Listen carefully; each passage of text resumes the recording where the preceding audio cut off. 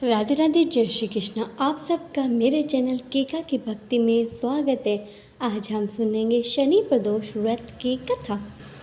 मान्यताओं के अनुसार प्रदोष का व्रत जब शनिवार को पड़ता है तो उसे शनि प्रदोष व्रत कहा जाता है और इसका महत्व और भी अधिक बढ़ जाता है, क्योंकि इस दिन भगवान भोलेनाथ की कृपा के साथ साथ आपको भगवान शनिदेव की भी विशेष कृपा प्राप्त होती है।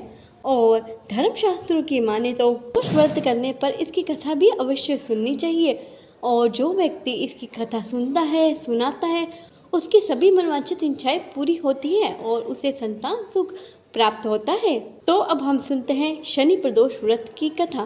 प्राचीन समय की बात है, एक गरीब ब्राह्मण था।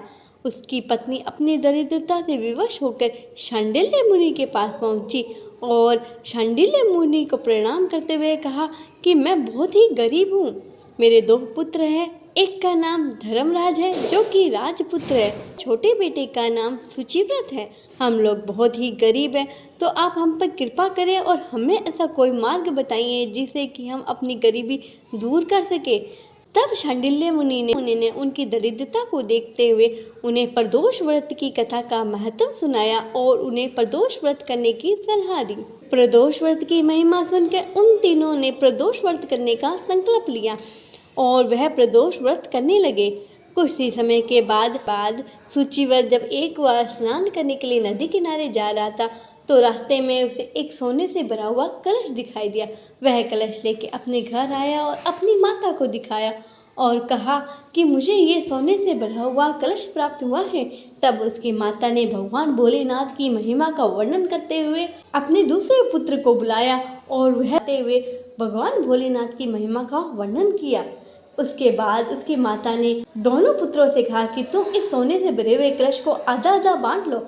लेकिन राजकुमार पुत्र ने कहा, यह तुम्हारे बेटे के भाग्य से प्राप्त हुआ है, तो मुझे इसमें कोई हिस्सा नहीं चाहिए। अगर मेरे भाग्य में लिखा होगा तो भगवान भोलेनाथ स्वयं मुझे कोई ना कोई अवसर जरूर प्रदान करेंगे और मुझे अपने भाग्य का जरूर देंगे। ऐसे कहकर वह अपनी पूजा में लग गया। कुछ दिनों बाद दोनों भाइयों ने नगर भ्रमण करने का विचार किया। वह नगर भ्रमण कर ही रहे थे कि रास्ते में उन्हें गंधर्व कन्याएं दिखाई दी। सुचिव्रत ने कहा कि हमें आगे नहीं जाना चाहिए, इसलिए वह वहीं खड़ा हो गया। लेकिन राजपुत्र उन गंधर्व कन्याओं के पास गया और उसमें से एक गंधर्व कन्या पर वह मोहित हो गया और उसे देखने लगा। तभी उस गंधर्व कन्या ने भी उसे देखा और वह भी उस पर मोहित हो गई। और तब उस गंधर्व कन्या ने अपनी सहेलियों से कहा कि तुम जंगल जाके भांति भांति के फूल लेके आओ। जब उसकी सहेलियां जंगल चली गई तो वह राजकुमार के पास आई और कहा, तुम अपना परिचय दो।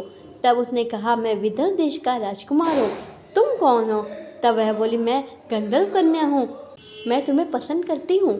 उसने अपने गले की माला निकाली और राजकुमार के गले में डाल दी।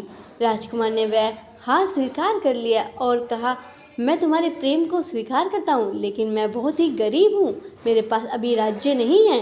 तब उसने कहा, मैं अपने वादे की पक्की हूँ, 3 दिन बाद तुम इसी स्थान पर मुझे वापस मिलना। ऐसा कहकर वह चली गई। कुछ 3 दिनों बाद वह राजकुमार अपने भाई सुचिव्रत को लेकर उस स्थान पर आया। वहाँ पर गंधर्व कन्या और गंधर्व राज भी थे। गंधर्व राज ने उन दोनों को आसन दिया बैठने के लिए और कहा कि मैं कैलाश गया था। तब भगवान भोलेनाथ ने मुझसे कहा कि मेरा एक पुत्र धर्म, जो कि विदर्भ देश का राजकुमार है, शत्रुओं ने उसका राज्य छीन लिया है, वह मेरा परम भक्त है, तो तुम उसकी मदद करो। भगवान भोलेनाथ की कृपा से ही मैं अपनी पुत्री का विवाह तुमसे करने के लिए तैयार हूँ और मैं तुम्हारी युद्ध में मदद भी करूँगा, जिससे तुम अपना खोया हुआ राज्य वापस पा सको। तुम मेरी पुत्री से विवाह कर लो। ने गंधर्व कन्या से विवाह कर लिया और गंधर्व राज की सहायता से उसने अपना खोया हुआ राज्य भी प्राप्त कर लिया। संसार के समस्त सुखों का भोग करने लगा और भगवान शिव की कृपा से उसके जीवन में किसी भी प्रकार की कोई कमी नहीं रही।